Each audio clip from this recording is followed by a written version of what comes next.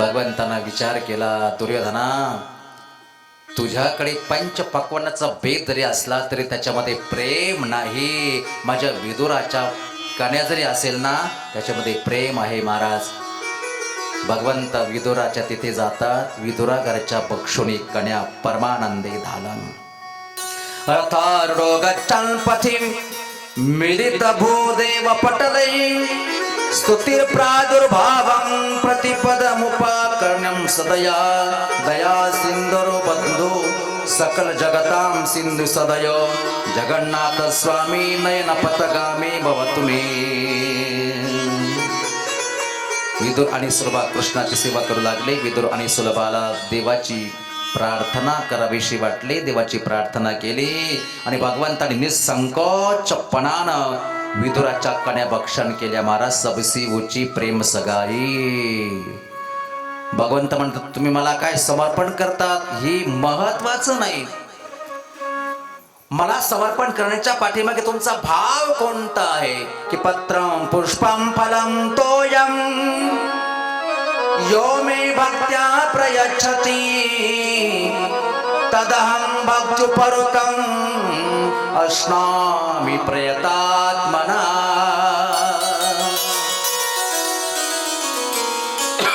भगवंत भक्ताच्या पदार्थाकडे पाहत नाही, भक्ताचं प्रेम पाहतो. आणि म्हणून त्या प्रेमळ भक्ताच्या सानिध्यामध्ये परमात्म्याचं वास्तव्य आहे महाराज. तो तुम्हाला कुठेही सापडणार नाही. तो सापडतो भक्ताच्या सानिध्यामध्ये.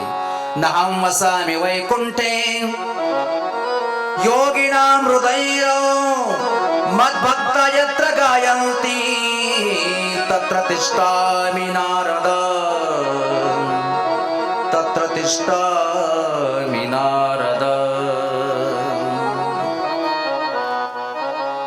विदुर काकाच्या कन्या भक्षण केले भगवंताने. हा एक प्रेमाचा भाग आहे. भगवंत भक्ताचं त्याचं वर्ण पाहत नाही, त्याची जात पाहत नाही, त्याचं कोळ पाहत नाही, त्याचं प्रेम पाहतो फक्त. एवढं प्रेम भगवंताचं विदुर काकावर होतं. आणि म्हणून महाराज प्रभास पाटण क्षेत्रामध्ये भगवंताला जेव्हा व्याधाचा बाण लागला ना आणि भगवंताला अवतार कार्य समाप्त करायचंय हे निमित्त होतं. जगाची निरोप घ्यायचा होता. जवळ उद्धवजी होते. उद्धवाच्या खांद्यावर हात टाकला परमात्म्यानं आणि भगवंताचे डोळे अश्रूने डपडपले. कोणत्या वेळेला? जेव्हा निजधामाला जायचंय होतं. अवतार कार्याची समाप्ती झाली. भगवंत निजधामाला चालले ना तेव्हा भगवंताच्या डोळ्यामध्ये अश्रूंच्या धारा वाहू लागल्या. उद्धवाने विचारलं मालिक आप क्यों रोते हो? दुनिया रोने के बाद दुनिया के आंसू पहुंचने वाले भगवान आज स्वयं क्यों रोने लग गए मालिक? क्या बात है? दया निधान आप क्यों रो रहे? फूट फूट कर भगवान रोने लग गए. का रडताय प्रभू सांगा ना, का रडताय? भगवंत एका व्यक्तीची आठवण येऊन रडत होते महाराज. कोणाचीच नाही आठवण आली. उद्धवा मला एका व्यक्तीची फार आठवण येते रे, म्हणून डोळ्यामधले अश्रू थांबत नाही. आज कोणाची आठवण आली तेव्हा भगवंतानं सांगितलं उद्धवा मी माझ्या अवतार कार्यामध्ये कोणाला ना कोणाला काही ना काही दिलेलं आहे, पण मी माझ्या विदुर काकाला काहीच देऊ शकलो नाही उद्धवा. आणि रडू लागले भगवान. काहीच नाही दिलं. विदुर काकाच्या आठवणीनं भगवान रडू लागले. 3 वेळेस आठवण आली विदुर काकाची. कोणाचीच आठवण आली नाही, फक्त विदुर काकाच्या आठवणीनं परमात्मा रडू लागले. मी विदुराला काहीच दिलं नाही उद्धवा. माझा एक संदेश विदुर काकाला सांग, एक संदेश सांग. मी सर्वांना काही ना काही दिलं, विदुराला काही देऊ शकलो नाही. म्हणून भगवंत मैत्रेला म्हणाले, मैत्रिया, जेव्हा विदुर तुम्हाला भेटेल ना तेव्हा भागवत धर्म त्याला सांगा. उद्धवा, माझा निरोप सांग विदुराला की कन्हैयानं तुझी आठवण काढली आणि तुम्हाला भागवत, श्रीमद भागवत कथा श्रवण करण्यासाठी आपण मैत्रियाकडे जावं, असा शेवटचा संदेश भगवंताने विदुर काकासाठी दिला. कशासाठी? श्रीमद भागवत कथा श्रवणासाठी आपण मैत्रेयाच्या आश्रमामध्ये जावं असं त्या ठिकाणी सांगितलं. आणि भगवंत निजधामाला जात आहेत म्हणून भगवंत मैत्र्याला प्रेरणा देतात की तुम्ही त्याला, विदुर काकाला भागवत धर्म सांगा.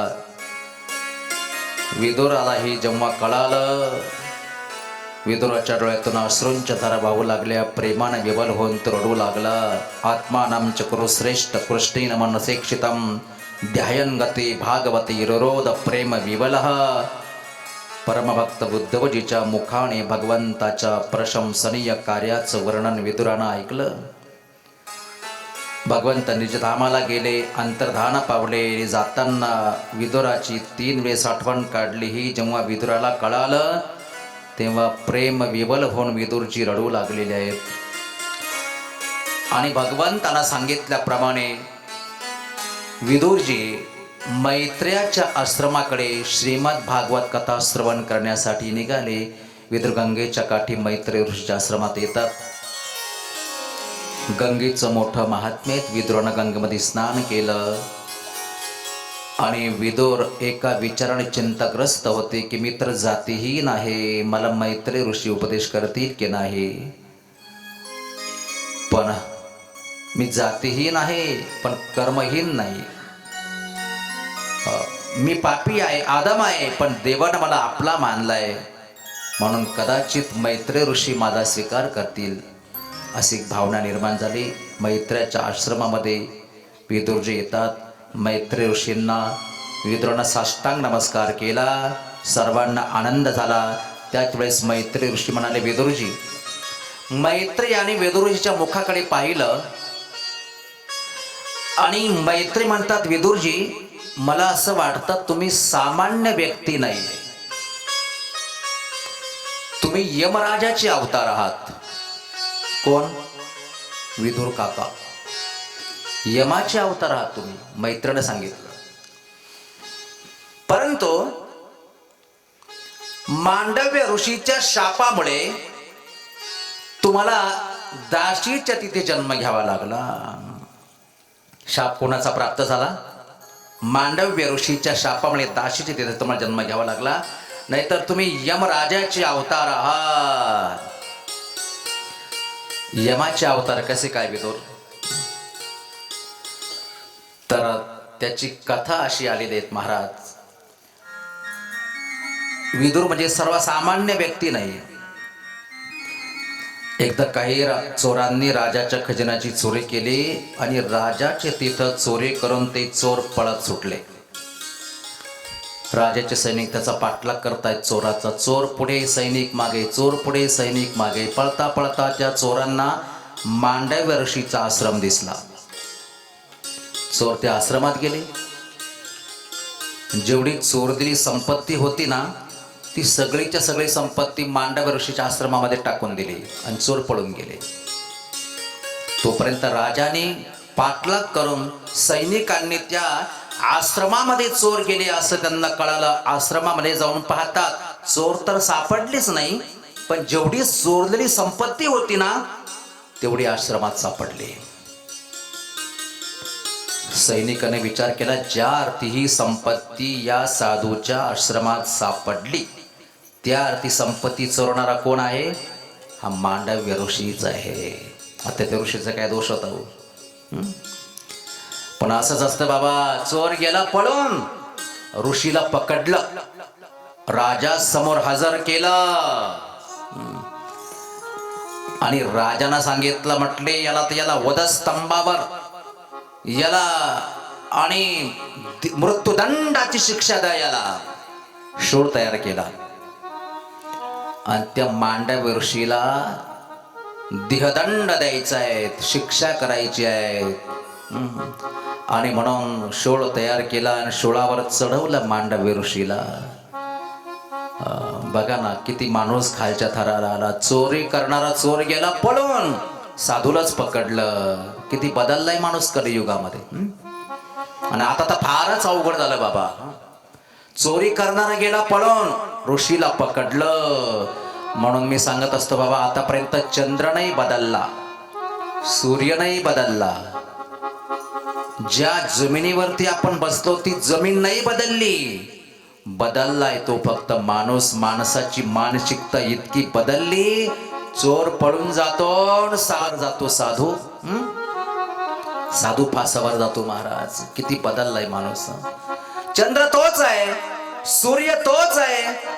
ज्या धरणीवरती आपण बसलो, मला सांगा 100 वर्षापूर्वी ज्या जमिनीवर आपण बसलो, जमीन तीच आहे का दुसरी आहे? तीच आहे, जमीन तीच आहे. इथून पुढच्या 100 वर्षानंतर ही जमीन हीच राहणार आहे का दुसरी जमीन येणार आहे इथे? अरे बाबा, जमीन तीच आहे, चंद्र तोच आहे, सूर्य तोच आहे. बदलली फक्त माणसाची मानसिकता. म्हणून चोर जातो पळून आणि साधूलाच पकडल्या जातं आणि साधूलाच त्या ठिकाणी शिक्षा करण्याचा प्रयत्न केला जातो महाराज. म्हणून म्हटलेला आहेस महाराज, देख तेरे संसार की हालत क्या हो गई भगवान, देख तेरे संसार की हालत क्या हो गई भगवान, कितना बदल गया इंसान, कितना बदल गया इंसान, कितना बदल गया इंसान, कितना बदल गया इंसान. देख तेरे संसार की हालत क्या हो गई भगवान, देख तेरे संसार की हालत क्या हो गई भगवान, कितना बदल गया इंसान, कितना बदल गया इंसान, कितना बदल गया इंसान. सूरज न बदला, चांद न बदला, ना बदला आसमान. सूरज न बदला, चांद न बदला, ना बदला आसमान. कितना बदल गया इंसान, कितना बदल गया इंसान, कितना बदल गया इंसान.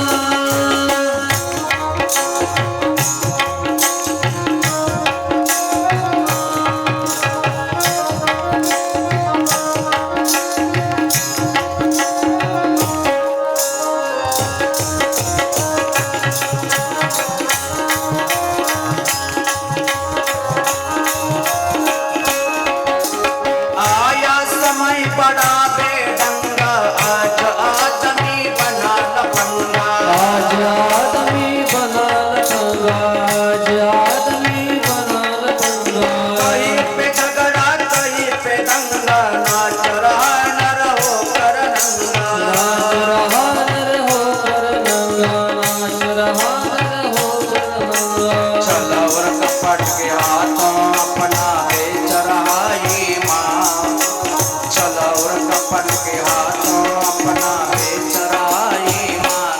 कितना बदल गया इंसान, कितना बदल गया इंसान, कितना बदल गया इंसान. देख तेरे संसार की हालत क्या हो गई भगवान, कितना बदल गया इंसान, कितना बदल गया इंसान, कितना बदल गया इंसान. जय हो ताई.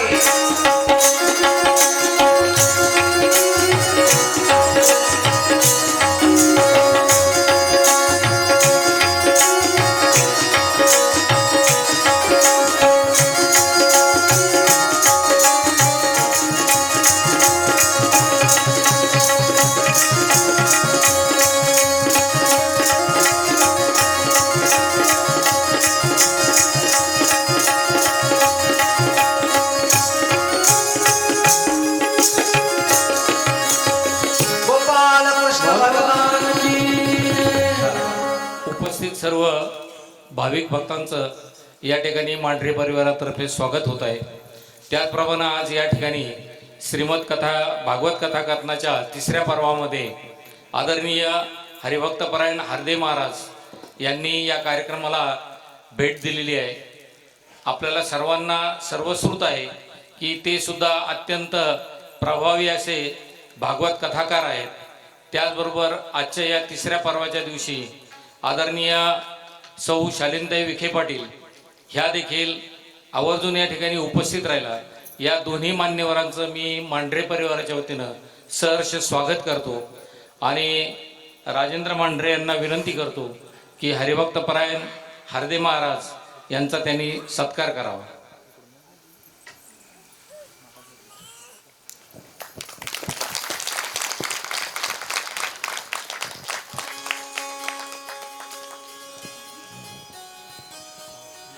विनंती करतो की त्यांनी या ठिकाणच्या श्रोत्यांना मार्गदर्शन करावं. जन्मादशयतोन्वरादितरतं चातैष्वभिज्ञस्वरा तेने ब्रह्महृदाय आदिकवये मुह्यन्ति यत्सूरयः तेजो वारिमृदां यथा विनिमयो यत्र त्रिसर्गो मृषाः धान्मान् स्वेन सदा निरस्तकुहकं सत्यं परं धीमहि सत्यं परं धीमहि. गोपाल कृष्ण भगवान की राधे श्याम. या ठिकाणी महाराजांच्या मुखारंदातून अशी सुंदर अशी भागवत कथा या ठिकाणी श्रुत केली जात आहे. भागवत कथा हे सर्वसामान्य ग्रंथ नाही. भगवंताचे प्रत्यक्ष वाङ्मय मूर्ती म्हणजेच श्रीमद भागवत कथा आहे.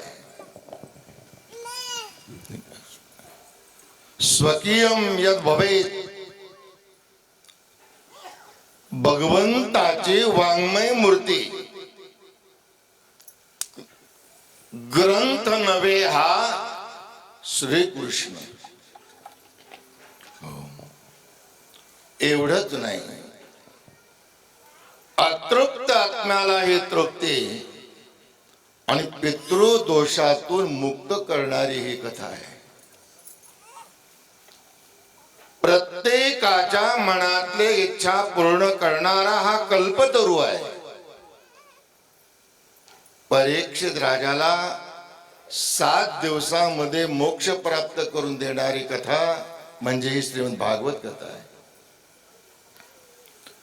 भागवत भगवान मिलन मिलाने का साधन है. भागवत भगवान मिलन मिलाने का साधन है. संत का आश्रय करने वाला अगर संत होता है तो भागवत का आश्रय करने वाला भगवान होता है. भगवान होता है. वही है कथा, श्रीमद भागवत कथा है. महाराज, ही भागवत कथा श्रवण करण्याचा योग केव्हा प्राप्त होतो. व्यासजी सांगतात, जन्मांतरेण भवेत् पुण्यम तथा लभते भागवत. जन्मोजन्मीची पुण्याई लागते, त्यावेळा ही भागवत कथा श्रवण करण्याची योग्यता आपल्यामध्ये प्राप्त होते. तो आपल्याला पर्वकाळ निर्माण होतो. आज मांढरे परिवारानं अतिशय उत्कृष्ट या ठिकाणी अशी भागवत कथा ठेवून एक आदर्श दाखवून दिलेला आहे, नाही का. अहो, हे जी कथा आहे, भागवत कथा जी आहे, ही भागवत कथा तिघांचा उद्धार करत असते. करील जो प्रश्न, सांगेन जो कथा आणि श्रवण करिता उद्धरती. श्रवण करणारा,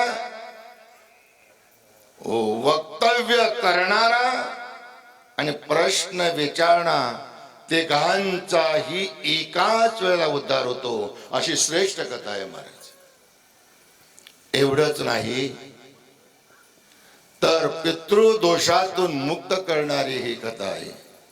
कथा भागीरथी स्नान जे करीते त्यांचे उद्धरती पूर्वजचे. जो ही कथा ऐकेल त्याचा उद्धार होईल यात नवल नाही. परंतु जे आपले पितर गेलेले आहे की जे आपले अतृप्त आहे त्यांचाही उद्धार या श्रीमद भागवत कथेनं होतो. एवढी मोठी श्रेष्ठ कथा ही आहे महाराज.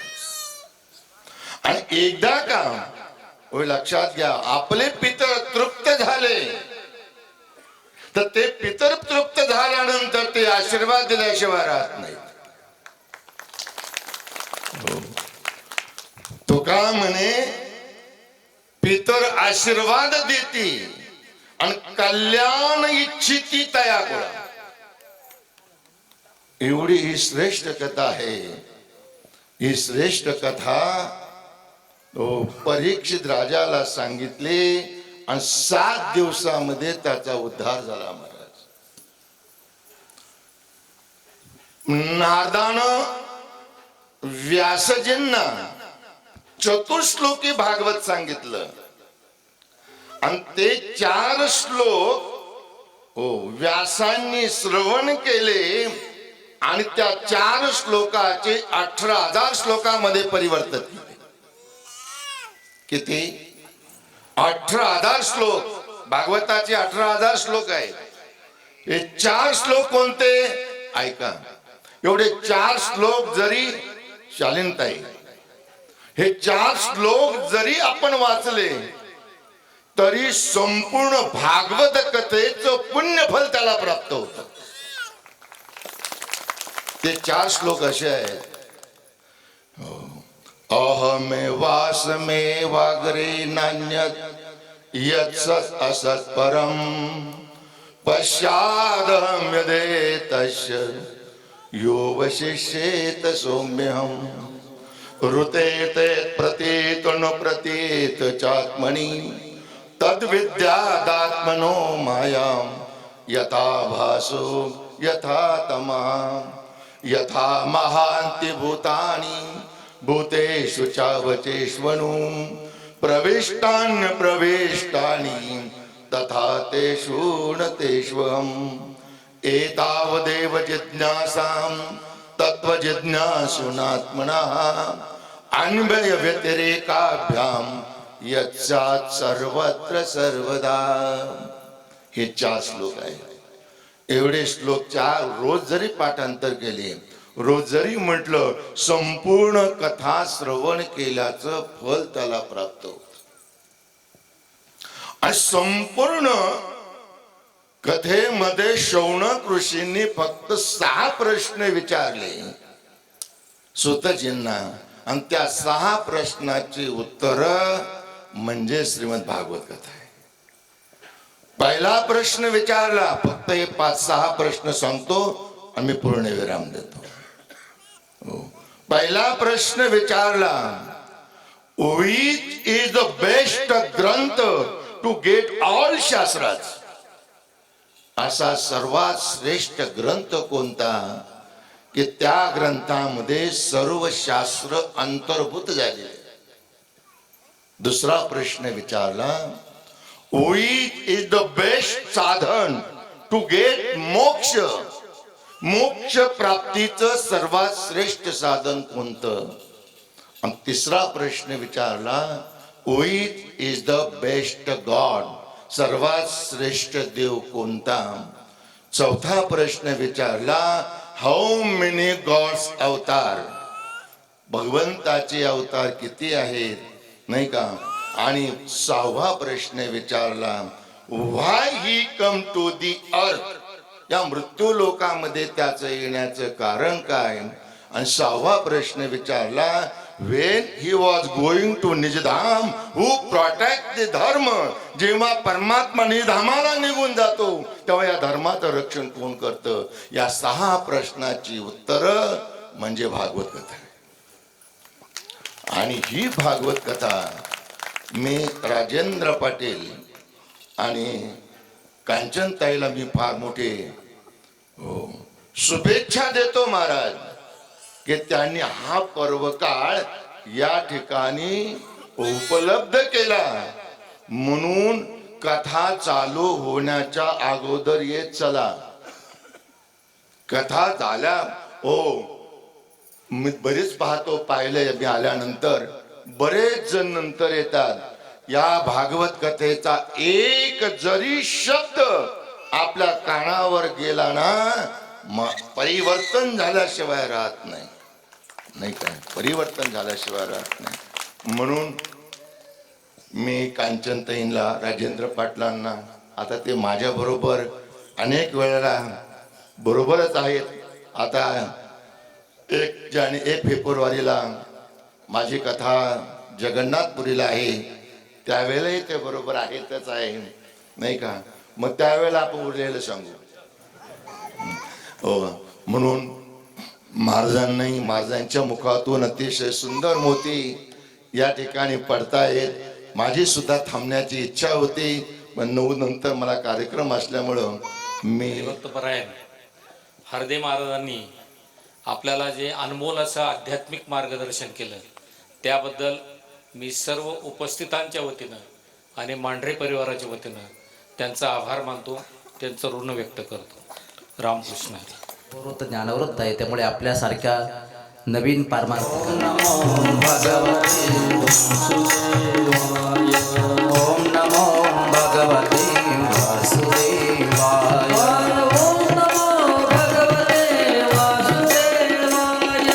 वासुदेवाय प्रभु नंदनंदनाय. वासुदेवाय प्रभु नंदनंदनाय. वासुदेवाय प्रभु नंदनंदनाय. मला अशी शिक्षा का? मांडव ऋषीने काय केलं? वधस्तंभावर त्यांना ठेवलं असताना मांडव्य ऋषींनी गायत्री मंत्राचा जप सुरू केला.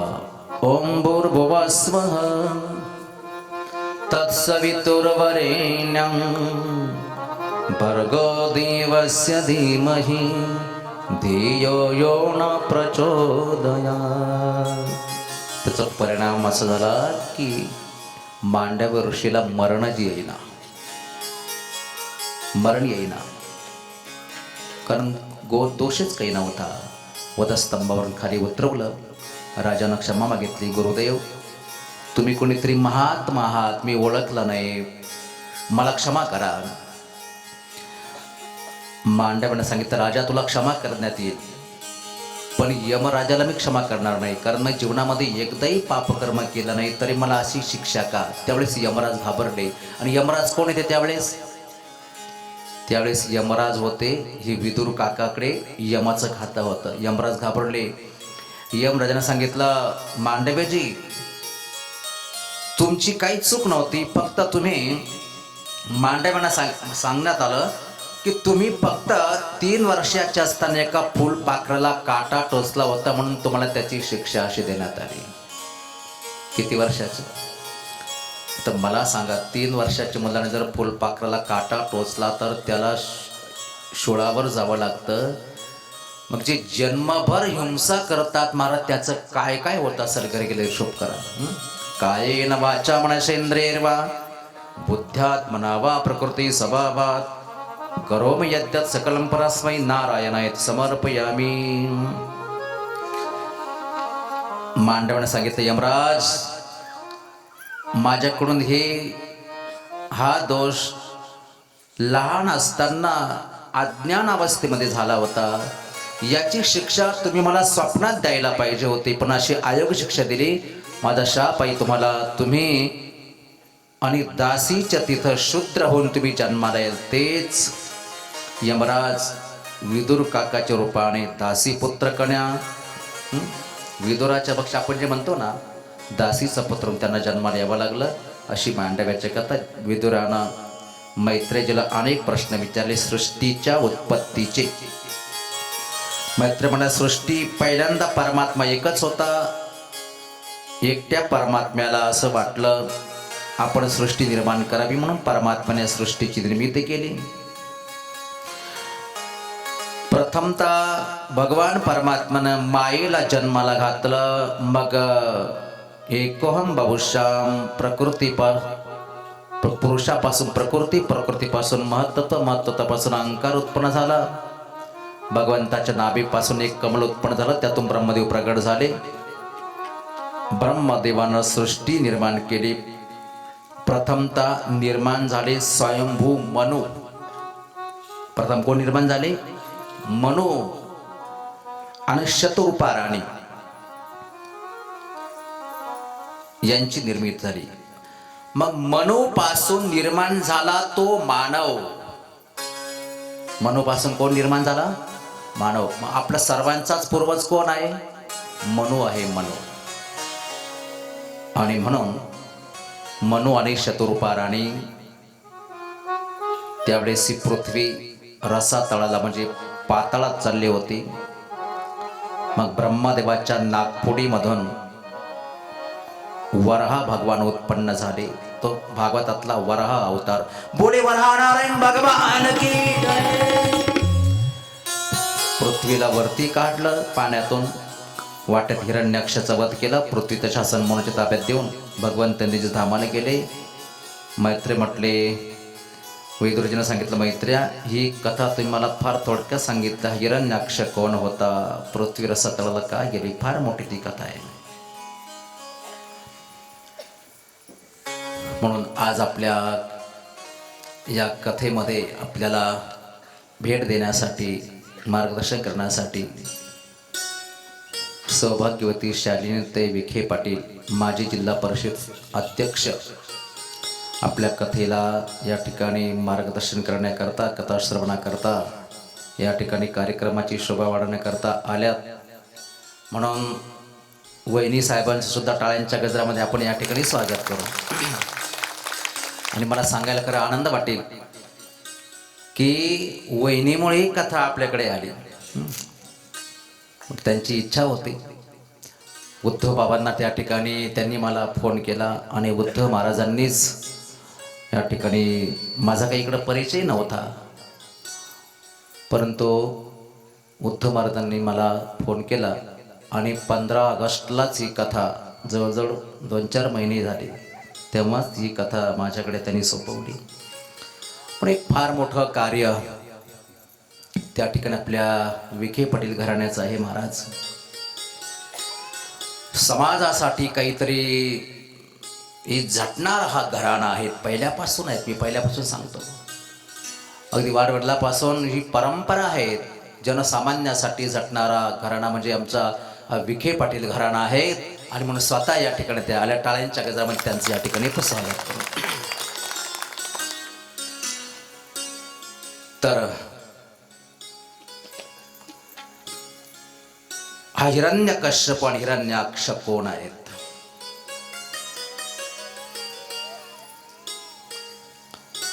मैत्रेय सांगू लागले विदुराला हिरण्यकश्यपूची आणि हिरण्याक्षाची जन्मकथा.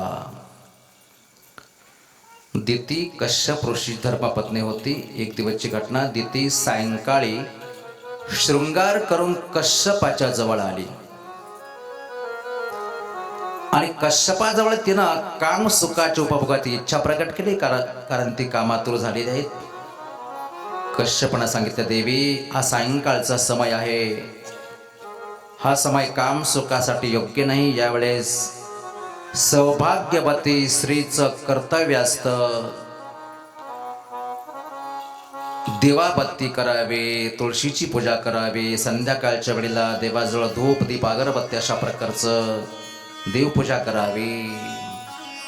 ही संध्याकाळची वेळ. यावेळेस जर असं वाईट कृत्य केलं तर तो भगवान शंकराचा आणि लक्ष्मीनारायणाचा अपमान होईल. पण तिथं काही कश्यपाचं म्हणणं ऐकलं नाही. दितीच्या दोराग्रहाला कश्यप बळी पडले. आणि संध्याकाळच्या वेळेलाच त्या ठिकाणी नको तो व्यवहार झाला. कश्यपला सांगितलं, दीदी वेळी तू माझ्याकडून हे कार्य करून घेतलं, जा आता तुझ्या गर्भातून 2 राक्षस जन्माला येतील. कश्यपानं सांगितलं. म्हणून पती पत्नी जर उचित संयम पाळणारे नसतील तर त्यांच्यापासून उत्पन्न होणारी प्रजा ही पापी निर्माण होत असते. भागवतामध्ये वर्णन आहे महाराज, दोन्ही पक्षातील द्वितीया, पंचमी, अष्टमी, एकादशी, चतुर्दशी, पौर्णिमा, अमावस्या आणि पर्वकाळ या पवित्र दिवशी ब्रह्मचर्य व्रताचं पालन करावं. जरी आपण गृहस्थ आश्रमी असलो तरीही माणसं म्हणतात काळ बिघडलाय. काळही तसा बिघडलेलाच आहे, पण काळाबरोबर माणसाची मन जास्त बिघडली. एकादशी आणि पौर्णिमा या पवित्र दिवसाचा विचार न करताच माणसं कामांध होतात, म्हणून पापी प्रजा निर्माण होते आहे. या दिवशी पवित्र ब्रह्मचर्य व्रताचं पालन करावं. दितीला कळालं की माझ्या गर्भातून 2 राक्षस जन्माला येणार आहेत. ती घाबरली. पण कश्यपानं सांगितलं, त्यांचा नाश करण्यासाठी आणि प्रत्यक्ष भगवंत अवतार घेतील. प्रत्यक्ष भगवंत अवतार घेतील आणि तुझा जो नातू आहे ना, तो मोठा भगवत भक्त होऊन जन्माला येईल. नातू कोण? प्रल्हाद. प्रल्हाद नावाने तो विख्यात होईल. अशा रीतीनं दिती गर्भवती झाली. पण माझे मुलं जगाला त्रासदायक ठरणार आहेत, म्हणून यांचा जन्म लवकर होऊ नये म्हणून दितीनं तो गर्भ तसाच पोटात ठेवला. किती दिवस नाही, किती महिने नाही, किती वर्ष, 1-2 वर्ष नाही, 100 वर्ष. झोपलेत नाही ना भाऊ? किती? 100 वर्ष. तुम्हाला आता बुद्धिवादी लोकांना कलियुगामध्ये पटणार नाही. 100 वर्ष गर्भ पोटात कसं काय? पण हा जो हिशोब आहे ना, मी आत्ताच मनुष्याच्या आयुष्याची गणित सांगितलं मी तुम्हाला. सत्ययुगामध्ये 1,00,000 वर्षाचं आयुष्य मानवाला होतं. या युगाच्या मानाला तो हिशोब लावायचं नाही, डोकं लावायचं नाही. 100 वर्ष गर्भ पोटात ठेवला. त्याचा परिणाम असा झाला महाराज की चंद्र सूर्याचं तेज कमी झालं, डीम झाले चंद्र सूर्य. चंद्र सूर्य कधी डीम होतात का? आपली लाईट जर डीम झाली, पॉवर जर कमी झाली तर आपला फॅन चालत नाही, कूलर चालत नाही, शेगडी चालत नाही, इस्त्री चालत नाही, मोटर चालत नाही. लाईट डीम झाली तर. चंद्र सूर्य डीम झाले. मग आज असं का घडलं? भगवंताला विचारलं देवताने, प्रभू दितीच्या गर्भामध्ये असे कोण आहेत की चंद्र सूर्याचा तेज कमी झालं? ब्रह्मदेवानं सांगितलं, दितीच्या गर्भामध्ये जय विजय आहेत आणि तेच हिरण्यकश्यपू आणि हिरण्याक्ष या रूपाने जन्माला येणार आहेत. आणि म्हणून ते रावण कुंभकर्णापेक्षाही भयानक असणारे ते जय विजय आहे. तेच हिरण्यकश्यप हिरण्याक्ष, त्यांची ती जन्माची कथा आहे. आता हिरण्यकश्यपू आणि हिरण्याक्ष एक चिंतन, असं मार्मिक चिंतन आहे महाराज. जय विजय यांना 3 जन्म घ्यावे लागले. पहिला जन्म हिरण्यकश्यप हिरण्याक्ष, दुसरा जन्म रावण कुंभकर्ण आणि तिसरा जन्म वक्रदंत शिशुपाल. सनकादिकांच्या शापामुळे 3 जन्म त्यांना राक्षस व्हावं लागलं. पण त्याचं मार्मिकता अशी आहे, भगवंताने या तिघांना 3 जन्म राक्षसांचे त्यांनी घेतले, त्यांना भगवंतानी मारलं. आता रावण कुंभकर्णाला मारण्यासाठी भगवंताने एकच अवतार घेतला. कोणता अवतार घेतला? सोपं सांगितलं ना. रावण कुंभकर्णाला मारण्यासाठी भगवंताने कोणता अवतार घेतला? राम अवतार. अगदी बरोबर आहे. वक्रदंत शिशुपाल यांना मारण्यासाठी भगवंताने एकच अवतार घेतला. तो कोणता अवतार? कृष्ण अवतार. पण हिरण्यकश्यपू आणि हिरण्याक्ष हे जे जयविजयच आहे यांचे 3 जन्म झाले ना. जयविजयाचे किती जन्म? 3 जन्म. हिरण्यकश्यप हिरण्याक्ष, दुसरा जन्म रावण कुंभकर्ण, तिसरा जन्म वक्रदंत शिशुपाल. अशा 3 जोड्या. मग रावण कुंभकर्ण वक्रदंत शिशुपाल यांना एका अवतारामध्ये भगवंतानं संपवलं. राम अवतार आणि कृष्ण अवतार याच्यामधून त्यांना संपवलं. पण हिरण्यकश्यप आणि हिरण्याक्ष यांना मारण्यासाठी भगवंताला एका अवतारामध्ये जमलं नाही. किती अवतार घ्यावे लागले? 2 अवतार घ्यावे लागले. वराह म्हणजे हिरण्याक्षला मारण्यासाठी भगवंतानं वराह अवतार घेतला आणि हिरण्यकश्यपला मारण्यासाठी भगवंतानं नरसिंह अवतार घेतला, जो उद्या होणार आहे. असं का? तर त्याचं कारण आहे का? रावण कुंभकर्ण हे कामाचा अवतार आहेत. वक्रदंत शिशुपाल क्रोध अवतार आहे. पण हिरण्यकश्यप हिरण्याक्ष लोभ अवतार आहे. लोभ. रावण कुंभकर्ण काम अवतार, वक्रदंत शिशुपाल क्रोध अवतार आणि हिरण्यकश्यप हिरण्याक्ष लोभ अवतार. तुमचा कामाचा पूर्णविराम होईल, क्रोधाचा पूर्णविराम होईल, पण लोभाचा कधीही पूर्णविराम होत नाही. काम आणि क्रोधापेक्षाही लोभ हा भयानक आहे. लोभ भयानक आहे. म्हणून लोभ अवतार म्हणजे हिरण्यकश्यप आणि हिरण्याक्ष रावण कुंभकर्णापेक्षाही कितीतरी पटीनं भयानक होते. ते हिरण्यकश्यप आणि हिरण्याक्ष लोभ अवतार होते. लोभ पूर्ण होत नाही. एक भिकारी रस्त्यामध्ये भीक मागत होता. ओम भवती भिक्षां देहि.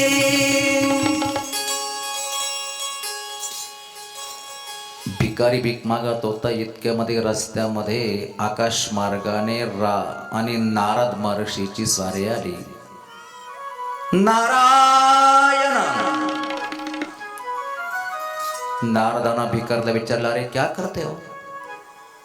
बोले भीक मांगकर पेट भरता हूं मालिक. नारदाला भिकाऱ्याची दया आली. नारदाना एक चिठ्ठी लिहून दिली भिकाऱ्याकडे.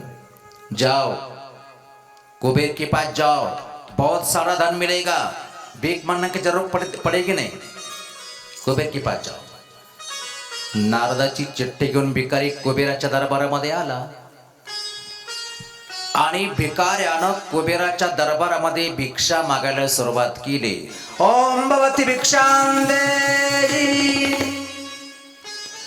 कुबेरानं सकाळी 9 वाजेपासून भिकाऱ्याच्या भांड्यामध्ये धन ओतायला सुरुवात केली. पण दुपारचे 12 वाजले तरी भिकाऱ्याचं भांड काही भरलं नाही.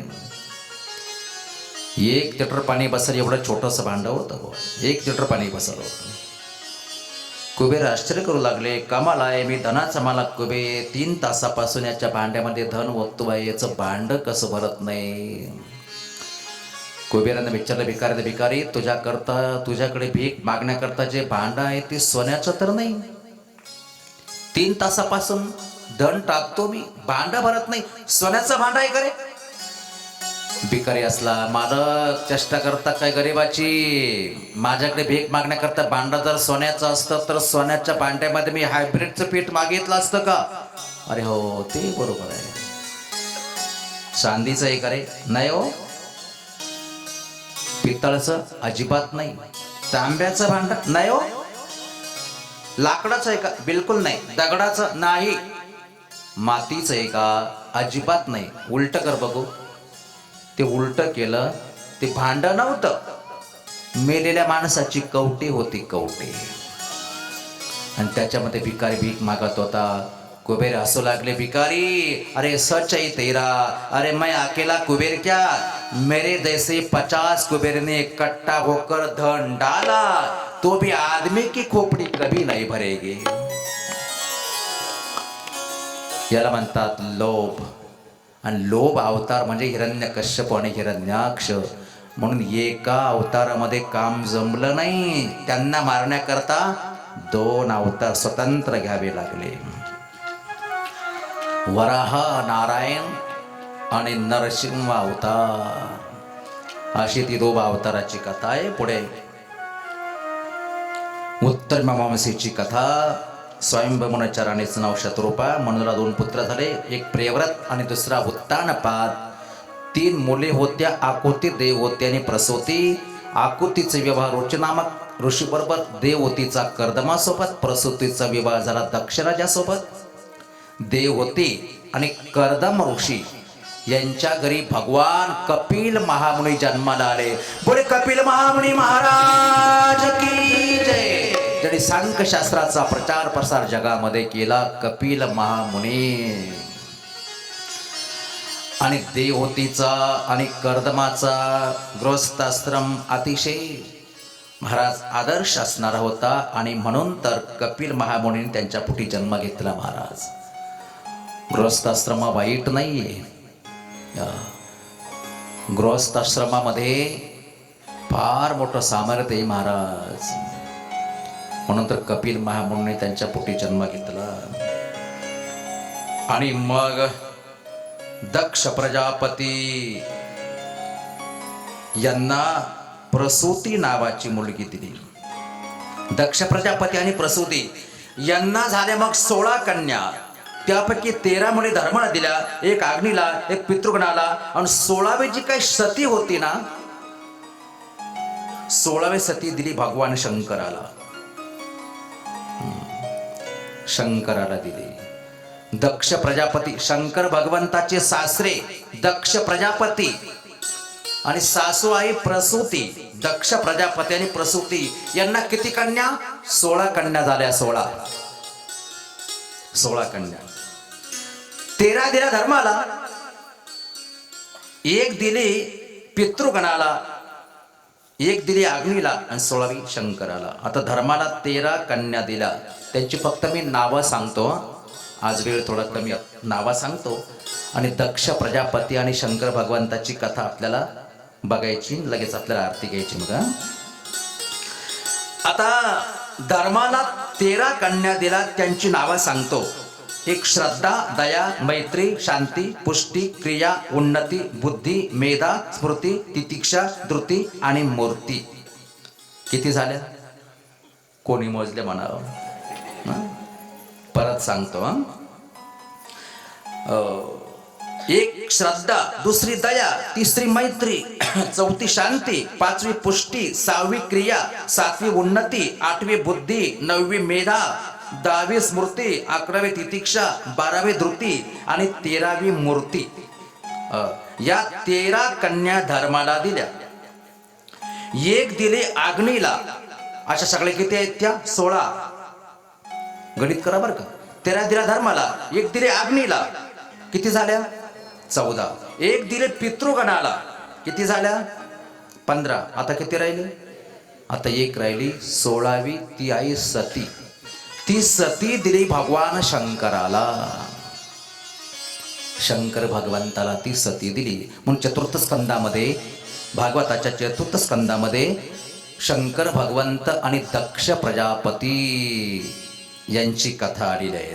दक्ष प्रजापतीच्या लहान कन्येचा विवाह भगवान शंकरासोबत झाला महाराज. पण दक्ष प्रजापतीनं शंकराचा अपमान केला म्हणून सतीनं आपलं शरीर यज्ञ कुंडामध्ये जाळून भस्म केलं. ती कथा आपल्याला थोडक्यात बघायची. आता विदुराने विचारलं मैत्रेयला, मैत्रेयजी, सर्व देवात सर्वश्रेष्ठ भगवान शंकर आणि दक्ष प्रजापती यांच्यामध्ये वैर कसं निर्माण झालं? मला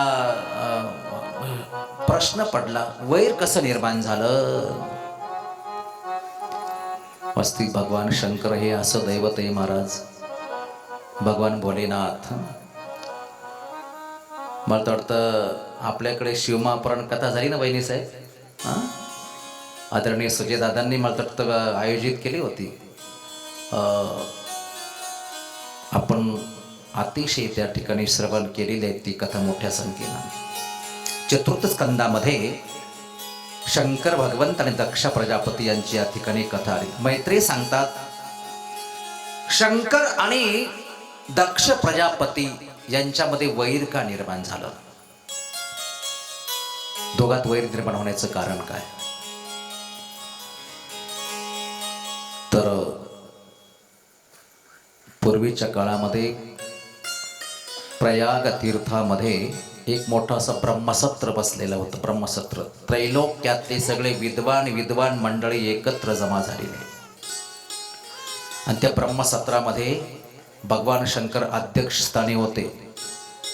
आणि सभेत एकदम दक्ष राजाचं आगमन झालं. दक्षाचं आगमन झाल्याबरोबर स्वागतासाठी सगळे उठून उभे राहिले. पण शंकर भगवंत राम नामाच्या चिंतनामध्ये मग्न होते, ते काही उठले नाही. आणि याचा राग आला दक्ष राजाला.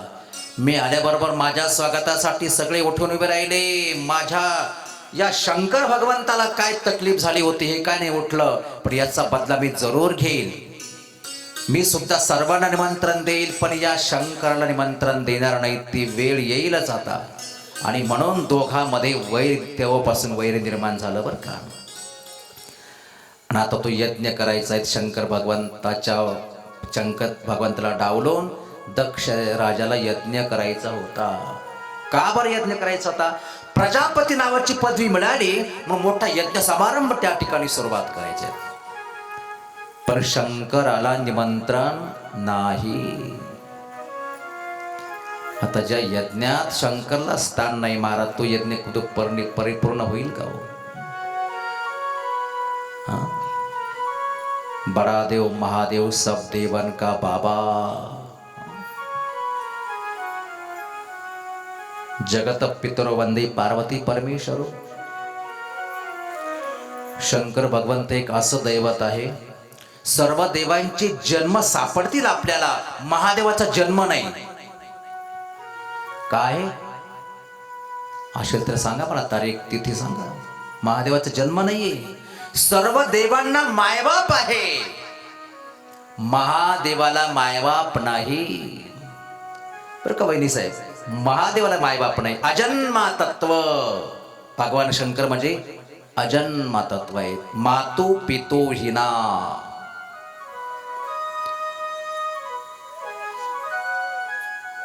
रामाला मायबाप आहे, कृष्णाला मायबाप आहे. रामाचा जन्म आहे, कृष्णाचा जन्म आहे. आपण लहान मुद्रा वठवून त्याला विचारा, सांग रे प्रभू रामचंद्राचा जन्म केव्हा झाला? पोरग एका मिनिटात सांगतं, चैत्र शुद्ध नवमी. बरोबर आहे. भगवान श्रीकृष्णाचा जन्म केव्हा झाला रे बाळा? पोरग एका मिनिटात सांगेल, श्रावण वद्य अष्टमी. शाबास. पण तुम्ही सांगा, महादेवाचा जन्म केव्हा झाला? महादेव जयंती कोणत्याच पंचांगात सापडणार नाही. हिंदुस्थानमध्ये कुठेही फिरा, महादेव जयंती नाही. एक जर म्हणे मग महाशिवरात्र काय? महाशिवरात्री जयंती नाही, तो पर्व काळ आहे. तो पर्व काळाचा उत्सव, ती जयंती नाही. महादेवाला मायबाप नाही. कृष्णाला मायबाप आहे, रामाला मायबाप आहे. रामाचे मायबाप कोण आहे? दशरथ कौसल्या. कृष्णाचे मायबाप कोण आहे? वसुदेव देवकी. महादेवाचे मायबाप कोण आहे? महादेवाला मायबाप नाही, अजन्मा. मातू पितू हिना. एक बार ऐसा हो, आता महादेवाचं लग्न जुळलं, महादेव नवरदेव झाले आणि नारदजी कलवारा झाले. कलवाराच म्हणतात ना त्याला. नवरदेव सोबत शेवयाचा भात खाण्याकरता एक येलपर असतं लग्न मंडपात, त्याला काय म्हणतात? कलवारा. आपल्याकडे त्याला कलवारा म्हणतात, पण त्या फुलंब्री भागामध्ये त्याला लांडगा म्हणतात. जाऊन बघा फुलंब्री काय, त्याला लांडगा म्हणतात. रत्नापूर फुलंब्री तिकडे जर गेला तर त्याला लांडगा म्हणतात. तिकडे परभणी बीड तिकडे वेगळीच भाषा आहे. प्रत्येक भागातली भाषा वेगळी वेगळी असते. मग महादेव नवरदेव झाले, नारदजी कलवारा झाले. वाजत गाजत दक्ष राजाचे तिथे वरात गेले. तिथल्या ब्रह्मवृंदाने विचारलं महादेवला, बोले दुल्हे मियाँ हमारे यहाँ का रिवाज है, 3 पुड़िया का नाम बोलना पड़ता है तब तुम्हारी शादी हो जाएगी. 3 पुड़िया का नाम बोलो. महादेव तर गामागुम झाली. जिथं बापाच्या नावातच तपास नाही तिथं 3 पिढ्या सांगू कुठल्या. कलवराकडे बघितलं. कलवरा कोण होतं? नारदजी. अब क्या किया जाए? नारदांना कानात सांगितलं, महादेवजी पिता का नाम विरंची बोलो. विरंची? अरे नारद, विरंची का मेरा बाप है, मुझे मालूम है विरंची तुम्हारा बाप नहीं है, लेकिन का बाप करने से का बाप होता है क्या? शादी से मतलब है? 2 मिनट के लिए क्या होता है? बोल दे विरंची. ठीक है, देखो पंडित जी, मेरे पिता का नाम विरंची है. धन्यवाद. अब तुम्हारे दादा का नाम बोलो. तुमच्या आजोबाचं नाव सांगा. आजोबाचं. महादेवानं कलवराकडे बघितलं. कलवरानं कानात सांगितलं, दादा का नाम विष्णु बोलो. विष्णु? अरे नारद, विष्णु का मेरा दादा है, मुझे मालूम है विष्णु तुम्हारा दादा नहीं है, लेकिन क्या होता है? शादी से मतलब है ना. 2 मिनट के लिए क्या होता है? बोल दे विष्णु. ठीक है, देखो पंडित जी, मेरे दादा का नाम विष्णु है. धन्यवाद दुल्हे मिया. अब ये 1 पीढ़ी बाकी है. तुम्हारे पिता का नाम विरंची है, तुम्हारे दादा का नाम विष्णु है, और दादा के पिता का नाम बोलो तो तुम्हारा विवाह हो जाएगा. तिकडे ब्रह्मवृंद काय करतात? इकडे महादेवानं कलवराकडे बघितलं. दादा के पिता का नाम. महादेवानं कलवराकडे बघितलं. कलवरानं कानात सांगितलं, म्हटले महादेवजी माझ्याकडे वेटिंगला फक्त 2च नावं होती. आता माझ्याकडची नावं संपली बा. आता तुमचं तुम्ही या बघून, मी नाही सांगू शकत 3रं नाव. नारदाने घेतला पाठिंबा काढून. नारदाने घेतला पाठिंबा काढून. पाठिंबा काढून घेतल्यानंतर काय होतं असतं अख्ख्या महाराष्ट्राला माहित आहे भाऊ. हा, महादेव एकटे सापडले. ब्रह्मवृंदन गाली के लिए जल्दी बोलो दिले भैया, हमारे यहाँ के रिवाज है 3 पीढ़ी का नाम बोलना पड़ता है, तब तुम्हारी शादी हो जाएगी. 3 पीढ़ी का नाम बोलो. तुम्हारे पिता का नाम विरंच है, तुम्हारे दादा का नाम विष्णु है, और दादा के पिता का नाम बोलो तो तुम्हारा विवाह हो जाएगा. तिकडे ब्राह्मण काय करतात, इकडे नारद काही मदत करत नाही. तिकडे ब्राह्मण काय करतात, इकडे नारद काही मदत करत नाही. आखिर महादेव जो को गुस्सा आ गया, और गुस्से में आकर महादेव जो बोलते हैं, पर देखो पंडित जी, मेरे पिता का नाम विरंच है, मेरे दादा का नाम विष्णु है, और दोनों का बाप मैं हूँ. विवाह करना है तो करो, ये तो हैरान मत करो. मैं मेरे घर जा रहा हूँ कैलाश पर्वत. यालाच म्हणतात मातू पितू हिना जगता पितरो वंदे. बडा देव महादेव सब देवन का बाबा. हा सगळ्या जगाचा माता पिता आहे. याचा कोण मायबाप आहे महाराज? असा अजन्मा तत्व असणारा भगवान शंकर त्या यज्ञामध्ये त्या ठिकाणी मान सन्मान नाही. त्यांना डावलून प्रजापती नावाचा यज्ञ दक्ष राजाने त्या ठिकाणी सुरुवात केला महाराज. यज्ञामध्ये सर्व देवतांचे विमान चाललेले आहेत, पण कैलास पर्वताच्या मार्गे सगळे विमान चालले. का बरं? मुद्दाम जग पेला मीठ चोळायचं होतं ना. यांना आमंत्रण नव्हतं शंकर आणि सतीला. सतीनं पाहिलं एवढी विमानं देवतांचे. भोलेनाथा एवढी विमानं कुठं चालले हो? सती तुझ्या बापाच्या घरी यज्ञ आहेत, त्यामुळे यज्ञासाठी सगळे विमानं चालले. माझ्या पित्याच्या घरी यज्ञ? हा. म्हटलं मग आपण चला ना. नाही, आपल्याला नाही जाता येणार. का बरं? आपल्याला आमंत्रण नाही. आपल्याला आमंत्रण नसल्यामुळे आपल्याला तिथे जाता येणार नाही. भगवान शंकर सांगतात, सती काही ठिकाणी आमंत्रण असलं तरच जावं, काही ठिकाणी आमंत्रण असतं तरी जाऊ नये, आणि काही ठिकाणी आमंत्रणाची वाट पाहू नये. आमंत्रण असलं तरच जावं. कुठं? लग्न कार्याला आमंत्रण असलं तरच जावं. काही ठिकाणी आमंत्रण असलं तरी जाऊ नये. कुठं? आता इथं आमच्या मांढरे परिवाराने जर श्रीमद भागवत कथेच्या ऐवजी जर झिंगणंग चिकणंगचा कार्यक्रम ठेवला असता तर, तमाशा पिक्चरचा, महाराज तुम्ही त्या ठिकाणी कितीही आमंत्रण असलं तरी तिथे जाऊ नये. काही ठिकाणी आमंत्रण असलं तरी जाऊ नये, कारण ते चांगले कार्यक्रम अशा प्रकारचे नाही. संयोजकांनी कितीही व्यवस्था ठेवली तरी तिथे जाऊ नये. चला 2 मुद्दे झाले, आता एक राहिला. काही ठिकाणी आमंत्रण असलं तर जावं, काही ठिकाणी आमंत्रण असलं तरी जाऊ नये, आणि काही ठिकाणी आमंत्रणाची वाट पाहू नये. कुठं? श्रीमद भागवताची कथा आहे.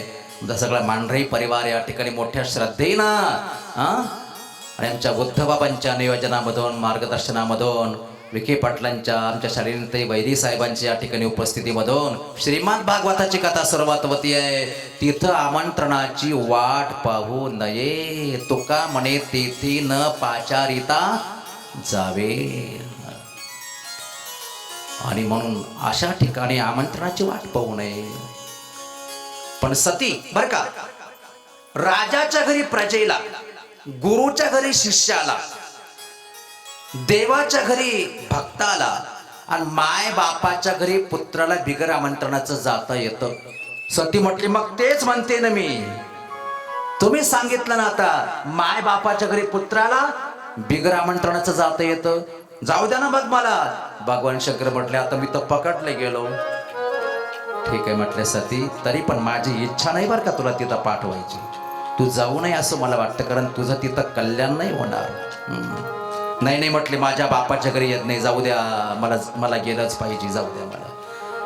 महाराज बोले ना आता ती इच्छा नव्हती. मैत्रेयजी म्हणतात विदुरा, शंकराची इच्छा नव्हतं तरी गेले. शुकदेव स्वामी सांगतात हे राजा परीक्षिते, श्री अट्ट आहे ना, आणि म्हणून तो पुरवावा लागतो. शंकर भगवंत सुद्धा याला बळी पडले महाराज. नाईलाज आहे, पहिल्यापासून परंपरा आहे, श्री अट्ट आहे. जा सती, तुझी इच्छा आहे, पण मला असं वाटतं तू तिथे जाऊ नये. तिथं काही अनर्थ झाल्याशिवाय राहणार नाही. शंकर भगवंताला माहीत होतं. सती म्हटली नाही नाही, मलाच गेलंच पाहिजे. आणि म्हणून सती जगदंबा भवानी माता निघाली. भाऊ कुठं?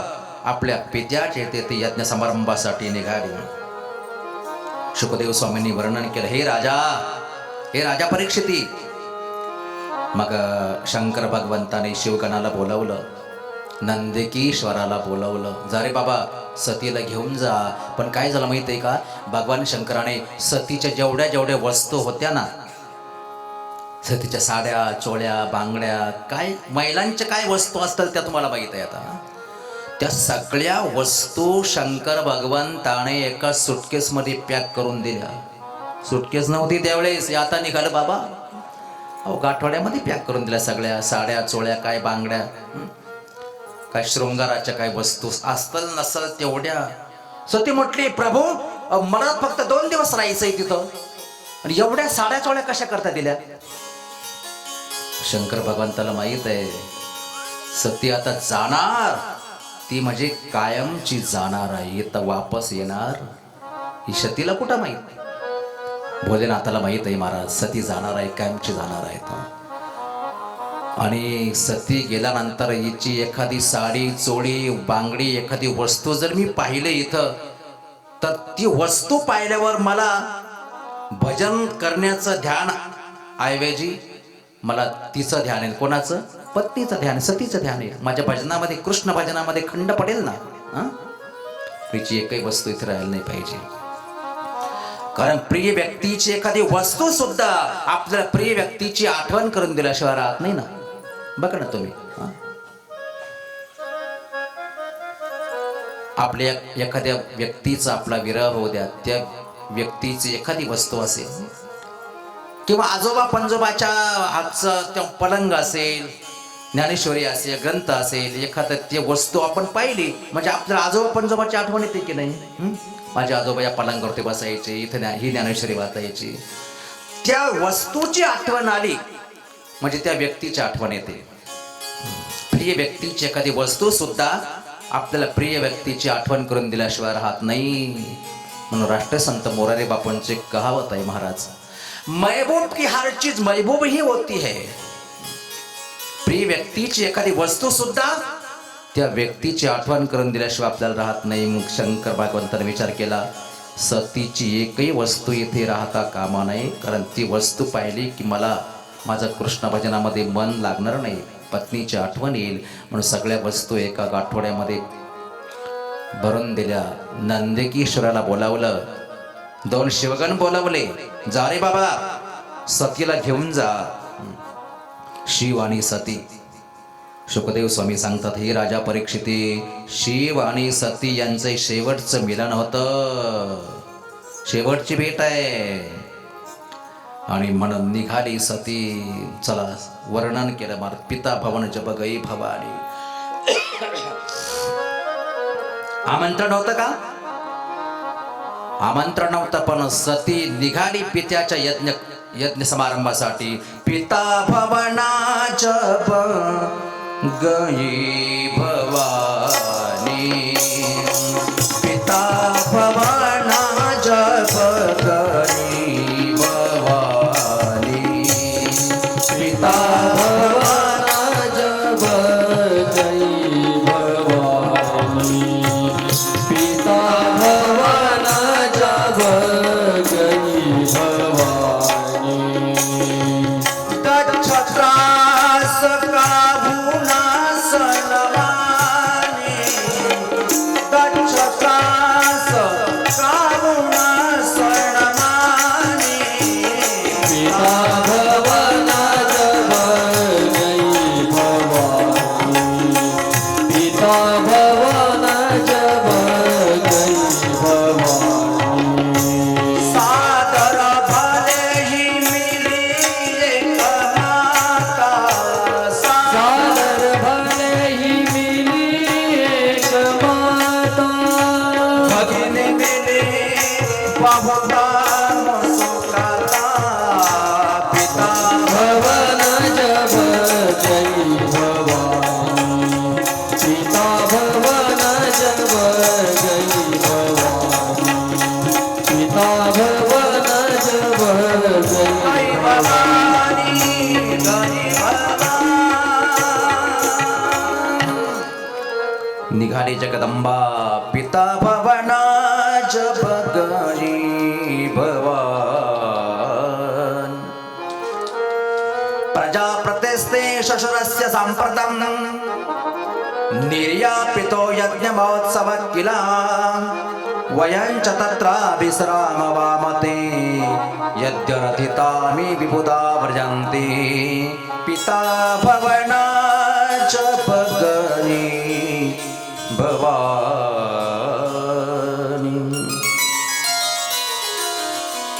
जगदंबा भवानी गेली, पण तिकडे दक्ष राजाचा असा आदेश होता, हे बघा माझा जावई भगवान शंकर एक स्वाभिमानी पुरुष आहे, बिगर आमंत्रणाचा माझ्या यज्ञामध्ये येणार नाही, पण माझी मुलगी सती येण्याची दाट शक्यता आहे.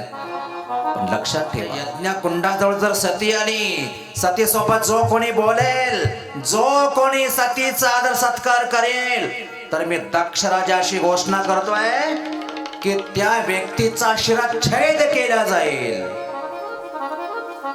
कोणी बोलल कसे ते सोबत? सतीचा जो कोणी आदर सत्कार करेल त्याचा शिरच्छेद केला जाईल, असा आदेश जर दक्ष राजाने दिला. सती सोबत कोणीच बोलत नव्हतं महाराज.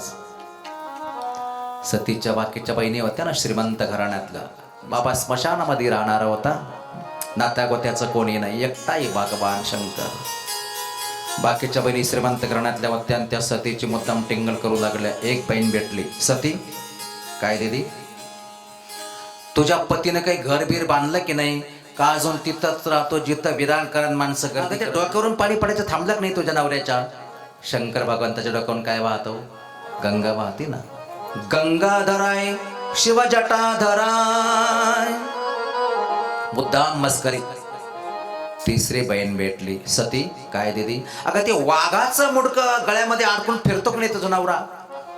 शंकराच्या गळ्यामध्ये व्याघ्रंबर आहे, आपलं हे ना ते नरमुंड आहेत ना, माणसाच्या मुंडकी गळ्यामध्ये अडकून फिरणार. अगं ते व्याघ्रंबर वाघाचं कातड गुंडाळून फिरतो की नाही तुझा नवरा? मुद्दाम टिंगल करू लागले. पाचवी बहीण भेटली, सती काय दिदी, तुझा पती सध्या कोणत्या कंपनीचं पावडर लावतो गो? शंकर भगवंत काय लावतात अंगाला? चिताभस्म लावतायत ना. पुष्पदंतांनी वर्णन केलं महाराज, चिता भस्मालेपा सर्गपिंद्र करोटी परिकरा अमंगल्यम शीलम तव भवतु नामैवमखिलम. मुद्दाम टिंगल केली. सतीनं सगळं सहन केलं महाराज, पण माता मात्र प्रेमाना भेटली. सादर मिले भरे एक माता. सतीनं सगळा अपमान सहन केला, पण सती जेव्हा यज्ञ मंडपामध्ये आली, सतीनं जेव्हा यज्ञ मंडपातलं दृश्य पाहिलं, मग तळपायाच्या मस्तकाला गेली. काय दृश्य होतं? यज्ञ मंडपामध्ये सर्वांची पूजा होती. शंकर भगवंताच्या नावानं कुठंच यज्ञामध्ये स्थान नव्हतं. ज्या यज्ञात शंकर भगवंताला स्थान नाही ना, तो यज्ञ पूर्ण होऊ शकत नाही. सतीनं पहिला शाप ब्रह्मवृंदांना देऊन टाकला. ब्रह्मवृंदांना, तुम्ही माझ्या बापाला सांगायला पाहिजे होतं, ज्या यज्ञामध्ये शंकरला स्थान नाही त्या यज्ञामध्ये आम्ही सहभागी होऊ शकत नाही. पण ज्या अर्थी तुम्ही यज्ञात सहभागी झाला, त्या अर्थी माझ्या बापानं तुम्हाला जास्त दक्षिणा कबूल केली असाल, पण याचा प्रायश्चित्त तुम्हालाही भोगावं लागल. जा, तुम्हाला कधी समाधान मिळणार नाही. सुनम सभासद सकळ मनिंदा जनते की शंकर निंदा. तुम्हाला समाधान मिळणार नाही. ब्रह्मवृंदांना शाप देऊन टाकला. नंतर सतीनं घोषणा केली, जो माझा पिता भगवान शंकरला मानित नाही, त्या पित्याच्या वीर्यापासून निर्माण झालेला माझा देह मी आता अजिबात ठेवणार नाही. मी आता जिवंत राहणार नाही. माझे पतिदेव मला येऊ देत नव्हते, पण मी पतीची आज्ञा उल्लंघन करून आलेले आहेत. पतीच्या आज्ञेचा मी भंग केला. हे शरीर मी आता जाळून टाकीन जगदंबेनं. आणि मग 13 श्लोकामध्ये भाषण दिलं महाराज. स्वतःच्या बापाला बोलू लागली, अरे तुझ्यासारखा विषय शिवतत्व कसं जाणू शकेल. आणि म्हणून सती दक्ष राजाला सुद्धा बोलू लागली. जगदंबा उत्तरेकडे तोंड करून बसले. देह सोडण्यासाठी त्याने योगाचा अवलंब केला. शंकराचे ध्यान करू लागली. शंकराचं ध्यान करता करता करता यज्ञ कुंडामध्ये सतीनं उडी टाकली महाराज. सती धाड धाड धाड धाड जळू लागली. आदिशक्ती जगदंबेचा अपमान झाला. आता दक्षाचं कल्याण होणं शक्य नव्हतं. त्याच वेळेस विधांचा गडगडाट होतोय, ढगांचा कडकडाट होतोय. अब क्या होगा, अब क्या होगा. यज्ञ कुंडामध्ये सतीनं उडी टाकली. सती जळू लागली, पण जळत असताना तिची वासना शंकर भगवंतामध्ये गुंतलेली होती. आणि शंकर भगवंताचं स्मरण करता करता सती मरत होती. नमः शिवाय, ओम नमः शिवाय, हर हर बोले नमः शिवाय. नमः शिवाय, ओम नमः शिवाय, हर हर बोले नमः शिवाय. हर हर बोले नमः शिवाय, हर हर बोले नमः शिवाय. हर हर बोले नमः शिवाय, हर हर बोले नमः शिवाय. हर हर बोले नमः शिवाय, हर हर बोले नमः शिवाय. हर हर बोले नमः शिवाय, हर हर बोले नमः शिवाय. नमः शिवाय, ओम नमः शिवाय, हर हर बोले नमः शिवाय. नमः शिवाय, ओम नमः शिवाय, हर हर बोले नमः शिवाय. एकदा मोठ्या प्रेमाने सर्वांनी बोलायचं आहे. भाइयो गावो, बहिनो गावो, भाइयो गाओ, बहनो गाओ, गावो गावो प्रेम से गावो. गाओ गाओ प्रेम से गाओ. हरि ओम नमः शिवाय, हरि ओम नमः शिवाय. हरि ओम नमः शिवाय, हरि ओम नमः शिवाय. हरि ओम नमः शिवाय, हरि ओम नमः शिवाय. टाळी टाळी. गावो गावो प्रेम से गावो, गाओ गाओ प्रेम से गाओ. भाइयो गावो, बहिनो गावो. भाइयो गाओ, बहनो गाओ. गावो गावो प्रेम से गावो. गाओ गाओ प्रेम से टाळी गाओ. टाळी. सर्वांनी बोलायचंय. गावो गावो प्रेम से गावो, गावो भाइयो गावो, बहिनो गावो. प्रेम से गावो, दिल से गावो. हरि ओम नमः शिवाय हरि ओम नमः शिवाय हरि ओम शाबाश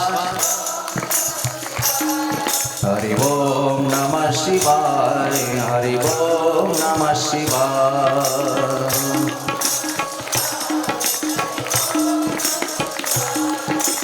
भाइयों गावो बहनों गावो गावो गावो प्रेम से गावो प्रेम से गावो दिल से गावो हरि ओम नमः शिवाय हरि ओम नमः शिवाय हरि ओम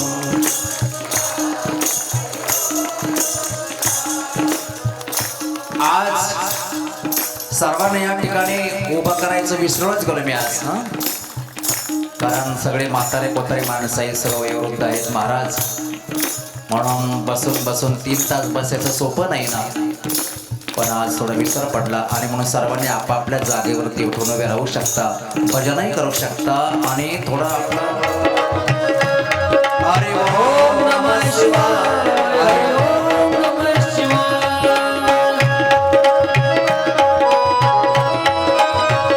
ओम तेरे कमरों के धुन सुन के मैं खासे मगर आए हो तेरे कमरों के धुन सुन हरि ओम काशी मगर आई हो तेरे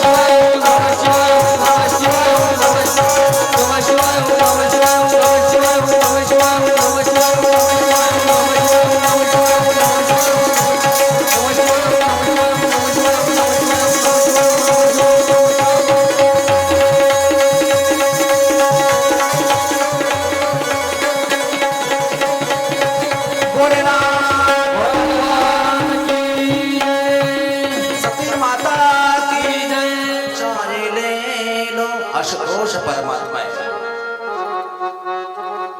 हात जोडले, क्षमा याचना केली. आवाज येऊ लागला बोबडा बोबडा, कारण बोकडाचं मडकं होतं. म्हणून भगवान शंकराच्या मंदिरामध्ये दर्शन करण्याकरता गेल्यानंतर तिथला विधी थोडा वेगळा आहे, इतर मंदिरातला विधी वेगळा आहे. इतर मंदिरातला दर्शनाचा विधी वेगळा.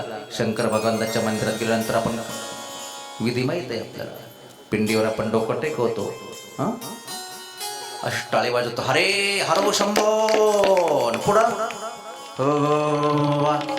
असं करतो ना आपण. हा काय प्रकार आहे? बरेच लोक विचारतात का हा असं का करतात शंकराच्या मंदिरात, असं का करतात? तर या प्रसंगाचं तेथे होतं काय, राजा दक्षाने बोबड्या बोबड्या आवाजामध्ये शंकराची स्तुती केली, क्षमा मागितली, पण भगवंत प्रसन्नच झाले. त्याच्यात गुणदोषाचा विचार नाही केला. तसं हे महादेवा, आमच्या गुणदोषाचा विचार करू नको देवा, आम्हाला तुझ्या कृपेचा कटाक्ष, थोडीशी तुझी कृपा प्राप्त झाली, आमचं कल्याण होईल. सर्वांना आशीर्वाद दिले. मग परीक्षितीनं विचारलं शुकाचार्यांना, गुरुदेव चतुर्थ स्कंदामध्ये कथा राजा दक्षाची आणि भगवान शंकराची कथा सांगण्याचं काय कारण आहे? शुकदेव समय सांगतात, हे राजा, संपला आपला आजचा वेळ.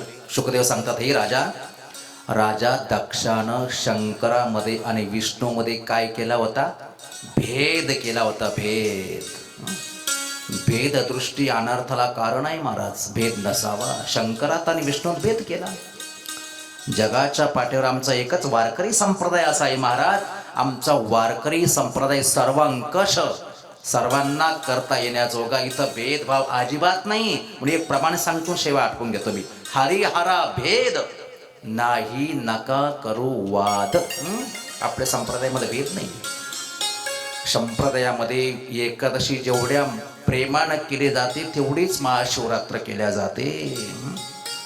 शंकराचा आणि विष्णूचा भेद केला दक्ष राजाने, म्हणून दक्ष राजाला ती शिक्षा प्राप्त झाली. म्हणून शुकदेव स्वामी सांगतात, राजा, भेद सर्व दृष्टीने हानिकारक आहे. किती भेद आहे? आता वरचे देवता सगळे एकच आहे महाराज. देव एकच आहे. शंकर विष्णू यांच्यामध्ये प्रेमाचे नाते आहेत, प्रेमाचा संबंध आहे. शंकराला संकट पडलं म्हणजे ते विष्णूचा दावा करतात, विष्णूला संकट पडलं म्हणजे ते शंकराचा दावा करतात. भक्तामध्ये मात्र भांडण आहे. अनादिकालापासून, आजकाल नाही, ते अनादिकालापासून आहेत. शंकराचे भक्त शैव असा आडवा भस्म लावतात, विष्णूचे भक्त वैष्णव उभा गंध लावतात. यांचं उभा आणि त्यांचं आडवं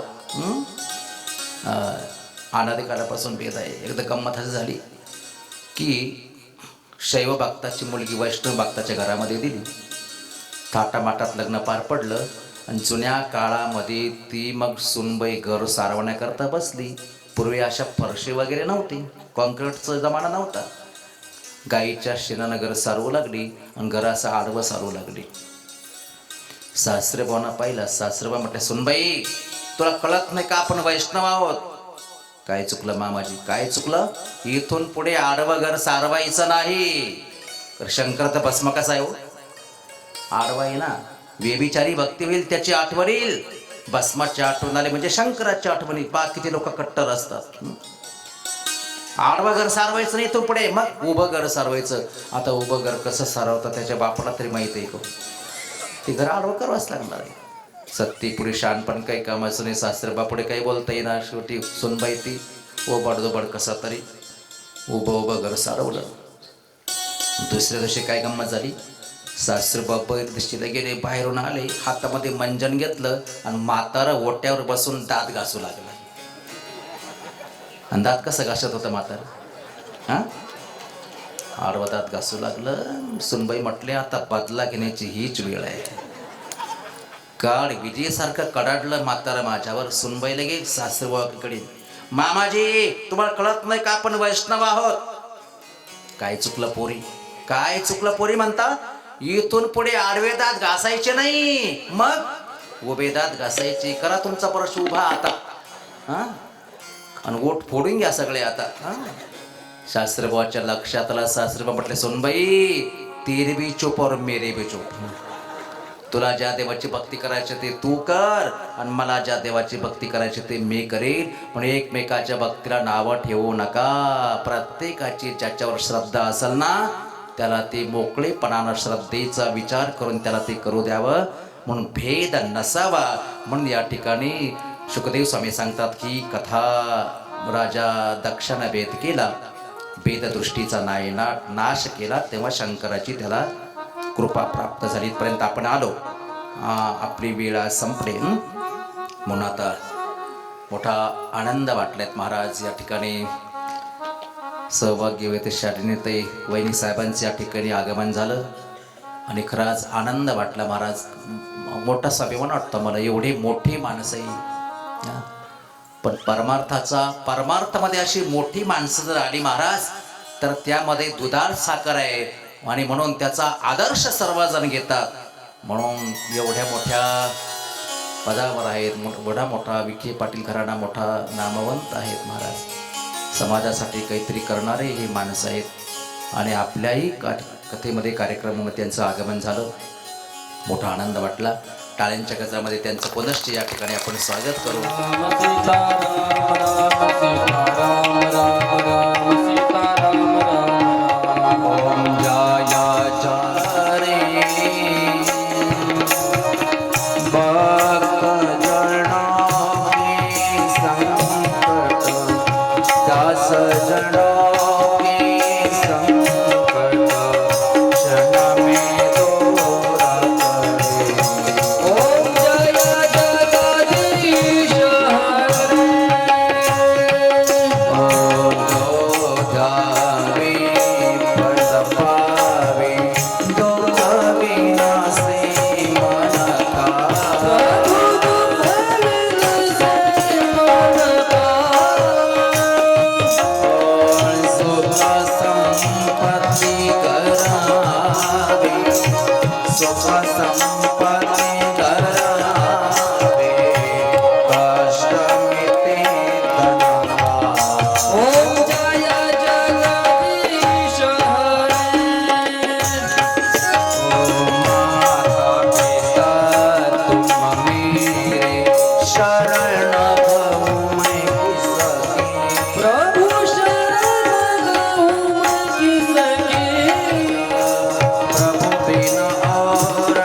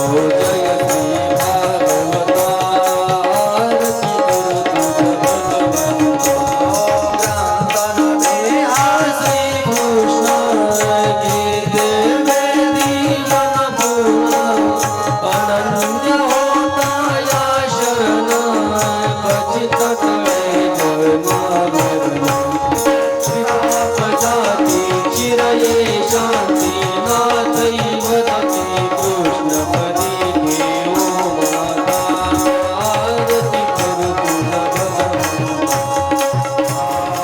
त्यांचा आभार मानतो, त्यांना धन्यवाद देतो. या ठिकाणी आदरणीय शालीनताई विखे पाटील या महाराजांचा सत्कार करत आहे.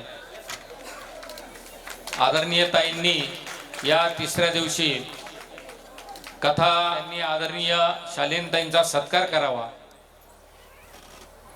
सर्वांनी टाळ्याच्या गजरात त्यांचं स्वागत करावं.